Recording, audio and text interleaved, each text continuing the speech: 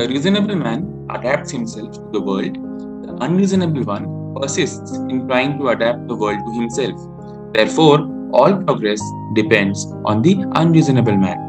Thus spoke George Bernard Shaw. And today we are going to be discussing a few such unreasonable men who have made the modern miracle that is corneal transplantation a reality. The history of corneal transplantation can be divided into stages of inspiration, trials and frustration, conviction, achievement, and refinement.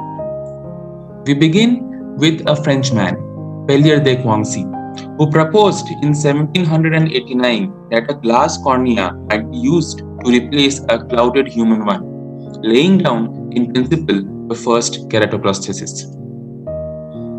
In 1837, Dr. James Bigger documented the first report of corneal transplantation in any animal species. He was abducted by a group of Bedouins in the Sahara and was able to secure his release by performing a corneal transplant upon the pet gazelle of the Bedouin chieftain, thereby securing his release. He also noted that the gazelle regained useful vision after the surgery. In 1888, Dr. von Hippel popularized the use of the round corneal trephine. This was a mechanical trephine with a key wind-up and popularized the use of the round corneal graft, which has continued till date. He, however, advocated the use of heteroplastic corneal tissue, that is, tissue from other animal species, thereby setting back corneal transplantation by a couple of decades. Dr. Edward Zerm performed the epoch-making first successful human corneal transplant in 1905 in a small town called Olmutz in Slovakia. The recipient, Mr. Eloy Golgar, a factory worker who had lost vision in both his eyes following a chemical injury.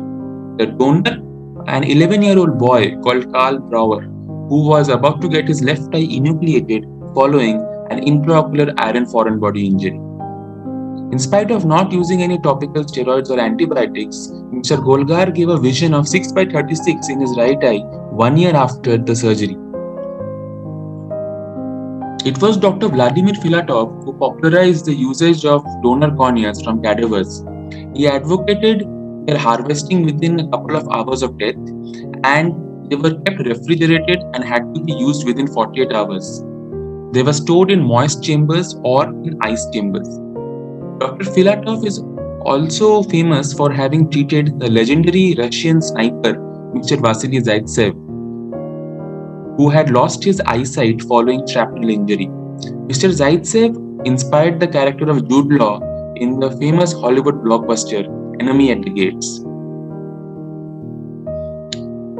The Spanish-American ophthalmologist Dr. Ramon Castroviejo contributed to the history of corneal transplantation by his innumerable theories and techniques. He advocated the use of a square corneal transplant for treating keratoconus patients, advocating that the square transplant performed greater graft stability. Among the various instruments which he introduced, there were the eponymous needle holder as well as this parallel razor blade cutting knife as shown in this picture. While today we are accustomed to receiving corneal tissue at just a phone call, this would not have been possible without people like Dr. R. Townley Pitten, the American who set up the world's first eye bank in America in 1944. His biography, Inside, makes for fascinating reading, wherein it's written that he harvested donor corneas from executed inmates at the notorious Sing Sing prison in the 1940s.